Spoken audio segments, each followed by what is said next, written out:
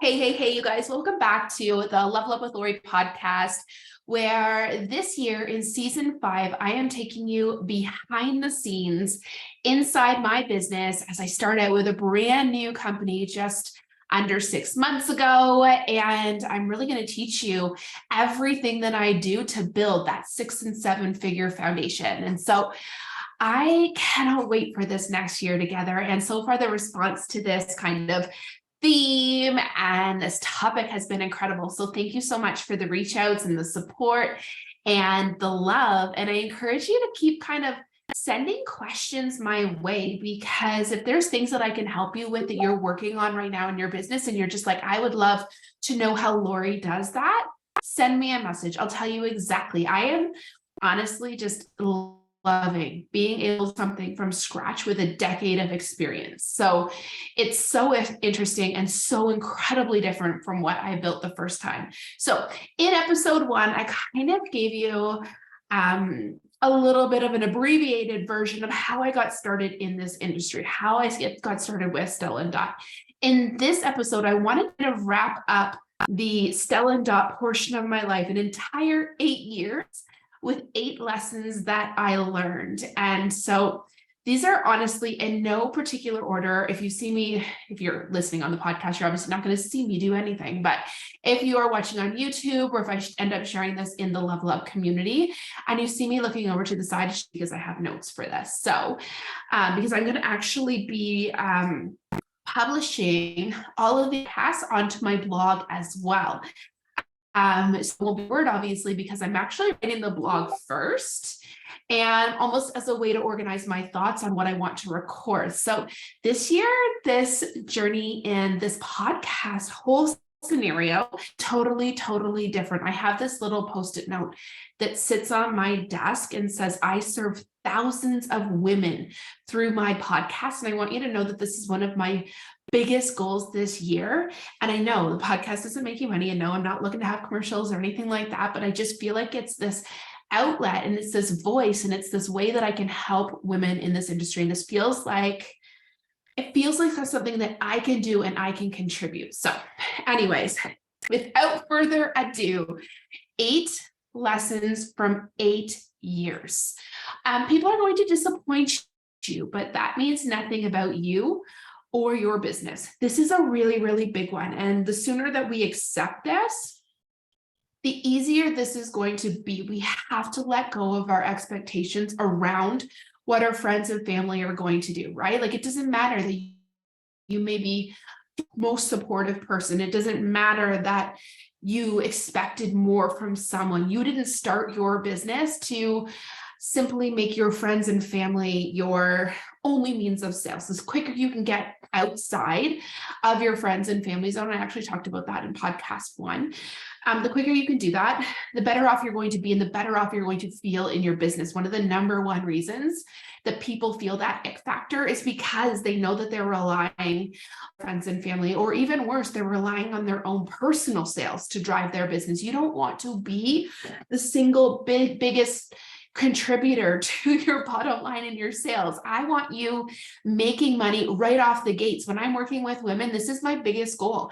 Have them spend the least amount of money and start turning over money quickly. Because when you have, and for the leaders in the house, when someone starts making money, they start to see the possibilities and they start getting excited about the possibilities, and it helps them move the needle forward. But we have to understand that people are going to disappoint us. And honestly, like my mom, the first week that I signed up, she said, anything that I like, I can't imagine ever buying something.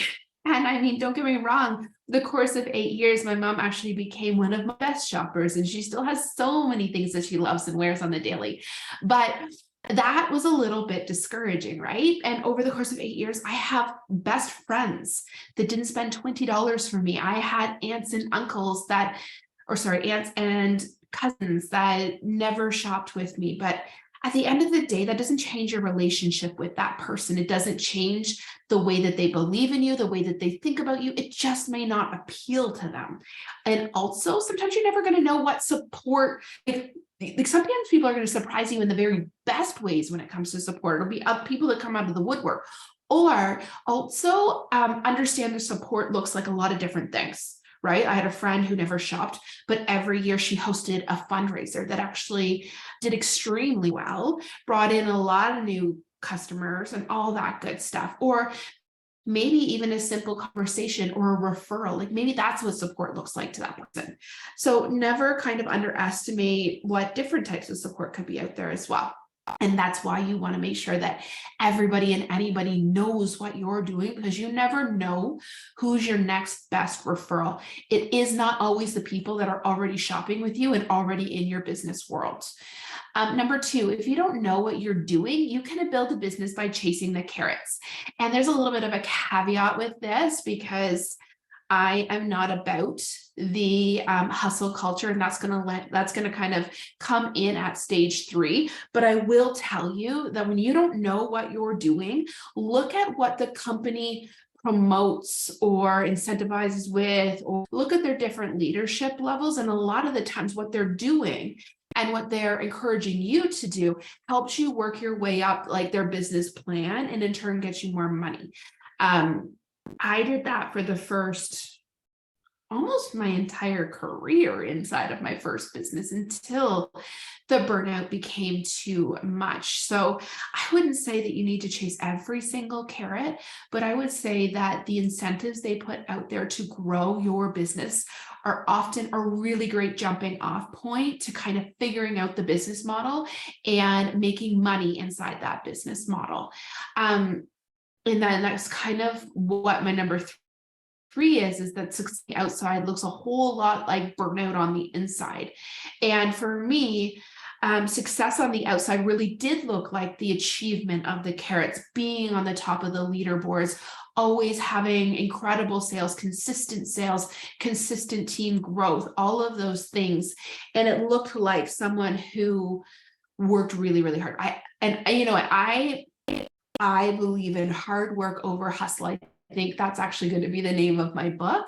But because I'm no stranger to working hard, I do believe in working hard, but hustle is so different.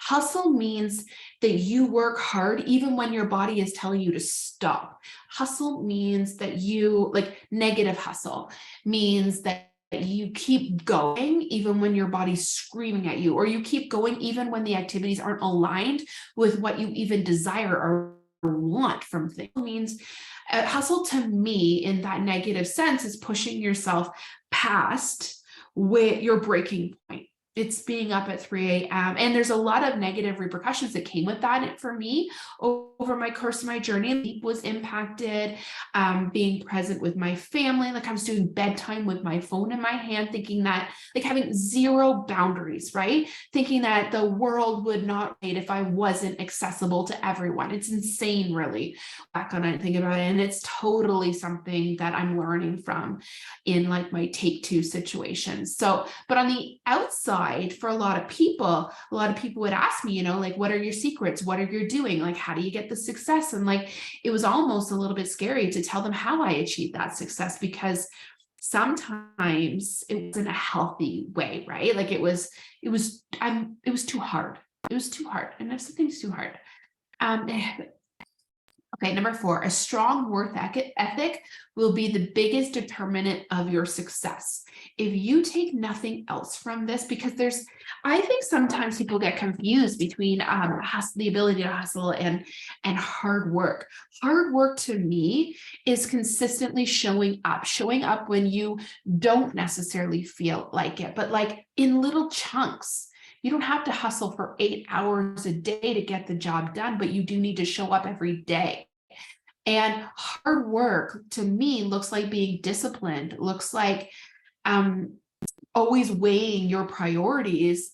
That doesn't mean that your business always comes out as the number 1 priority, right? It doesn't mean that you shove everything to the side and prioritize only your business. But I do truly believe, and I've seen so much proof of this, that hard work is the dedicated work, being dedicated and being consistent and showing up and doing the things that's the biggest thing that helps people see success.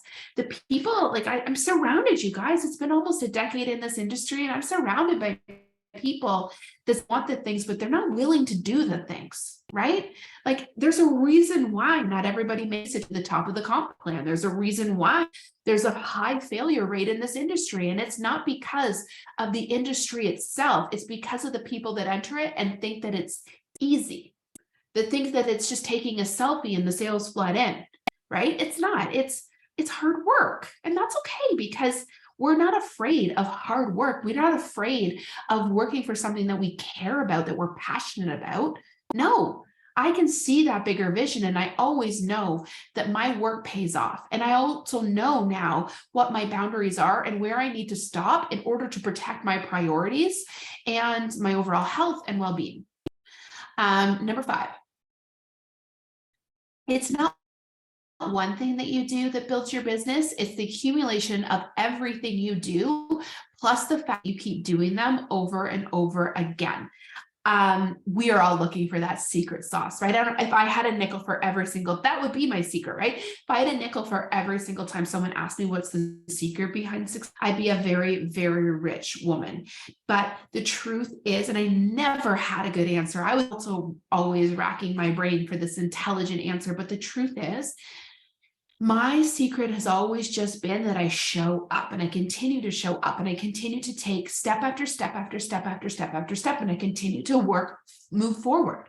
And when you do that, you move forward, you grow, you learn. I've never been afraid of failure, ever.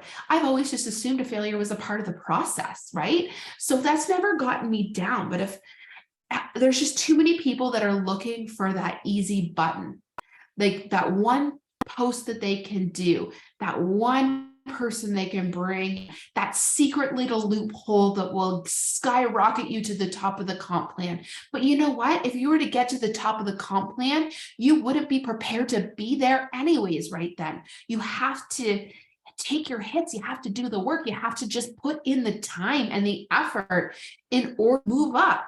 And that's the same anywhere. So I don't know why there's so many people that think that that should be different in this industry, or they think that because it doesn't happen like that for them, that there's something wrong with this industry. Not true, right? Okay. So number 7, the hardest part about building a business is trusting that it is working, even when it feels like it's not. This is honestly the biggest one for me. And in both of my businesses, like you have to have this unflinching belief in where you're going, in your own capabilities, in your own worth, in the comp plan, in the company, in the products. And also you have to trust that by simply moving forward, that you will get where you desire to go. The biggest thing that leads to failure in this industry is people quitting. And I've seen it so many times where people quit before it gets actually good, right? They just assume it's not going to happen for them, or they're not capable of the thing, or I don't know, maybe they become unwilling to do what it takes to get there. And it's not like I've had to give up my second born or my firstborn or even gas the baby, but I've had to put the work in, right? And I'm not afraid of work.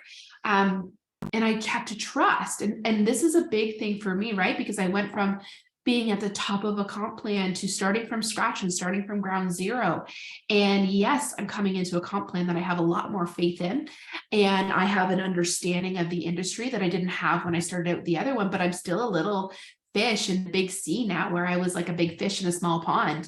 And it's very different. And it requires a high level of trust in yourself, in what you're doing, and also knowing that if this isn't it, then what is supposed to be mine will find me, right? Okay, number 7, the biggest obstacle that you will ever face is inside yourself. And it's the doubt of uncertainty, the limiting beliefs that are going to pop up, and it doesn't all hit you at one time. I find that it comes in waves, right? You can have the best 3 weeks of your life. You can feel like you're on top of the world. You can feel like there's nothing that could stop you. Like it's all the things. And then all of a sudden, one little thing happens. You get maybe you get somebody on your team that kind of questions something or has a really negative attitude, or maybe it's a customer that like cancels a subscription or returns a product or something, and all of a sudden your faith is a little bit shaken and you start to question yourself if you could have done things differently, if you could have said something differently. You have these conversations, and it's this spiral effect that what you don't realize is that when you live in that place of self-doubt, when you allow your limiting to beliefs to be in the driver's seat, it impacts what you're building and it slows you down and it doesn't serve you on any level. But it is the hardest thing because you're not going to have to overcome that once. You're going to have to overcome that over and over and over and over and over again. And every single time you grow and you get to a new place that feels like come up again, right? They're just new limiting beliefs and they're just new fears, and or maybe it's a new that you're playing with somebody else, right? Every single time you get outside your comfort zone, you're at risk for all of these fears and uncertainties and unlimiting beliefs to like sink you or take you down. Or so I don't know. My best advice around this is to remember who you are, to create maybe a practice around them. Like sometimes I'll write them out and then I will disprove them, and I will write out my own like empowering beliefs as opposed to limiting beliefs. Sometimes it's as simple as getting a really good night's sleep and waking up and realizing the next day is the next day. But at the end, that will be the number one thing that you're going to have to battle along the way is yourself and the thing that's between your two ears, right? Number 8, and the very last one, and this is a really, really important one, and I want you to resonate with this hugely, is if someone else can do it, then too. This has been this thing, and I think this actually might be one of my secrets for success, is I've never questioned this. And it was one of the things that like helped me to grow and to build and to lead inside of my Stella Dot journey, was that I knew, and I don't know where this faith comes or this belief. And I think sometimes we build this inside of ourselves when we carry through on the promises that we make to ourselves, or when we continue to reach for more and we learn and we grow and we do all those things. I just always knew that if someone else had hit a level in a comp plan, that was available to me too. Or if someone else was doing really incredible online parties and scaling their business, that I just needed to figure out how that would work for me and I could do that too.